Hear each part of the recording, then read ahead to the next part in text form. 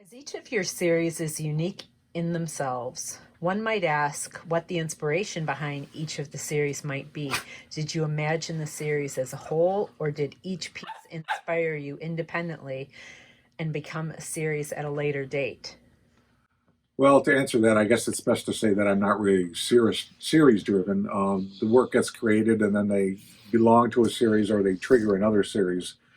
Sometimes it's just how much I want to say within that context that creates the series. So it's really not the driving force, it's the object that is. Thank you. When creating your series, was there a particular message you were attempting to instill in the viewer? The only message I can think in terms of a general approach to the work is that they should be uncertain. I like the idea of them to suggest as many things as possible at the same time. So when I'm creating them, I know that they're going to be the most successful when I realize that I'm more uncomfortable with the way the actual piece turns out. So when I'm uncomfortable, then I feel that it's a successful piece. So I really don't have an intentional message to provide to an audience. Do you agree that the work in your Seeds, Comets, and Shuttlecock series seem more labor intensive than the other series? Yes, I'd have to agree because they are intended to instill this idea of germination or fertility or something that could inspire growth if they were left to their own devices and you were to ponder them in other forms. They're to suggest other forms, so yes, very much. How does science fiction and fantasy influence your work? In a big way. I always have been influenced by science fiction, whether written word or visual or films.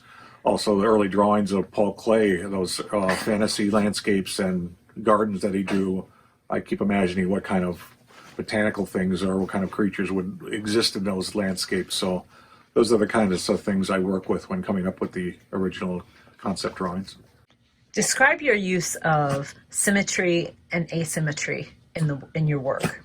It's always been evident, just as I always like to have a complex part to the object and a more ordered part to the object. I think that dualism is helpful when creating something, and I also like the idea of something asymmetrical next to something symmetrical. I, of course, have a dilemma being that these are, for the most part, wall-hung objects, so I need to counterbalance things that are more asymmetrical. So other than that, I definitely use it as a technique and an approach. In general, how long does it take to create a piece? Well, the best answer to that is always to just state your birthday, because essentially you can't create project piece number X without creating piece number A before it. So whatever you learn from A through Z applies to whatever comes next. So there's always an evolution to the build process. So it's not as simple as it takes 10 days or 2 weeks to make a piece. It's what am I learning now that's new that I haven't done before. So it's really a difficult question to answer. There's a quote by Clifford Still that I think will sum it up perfectly at the end here.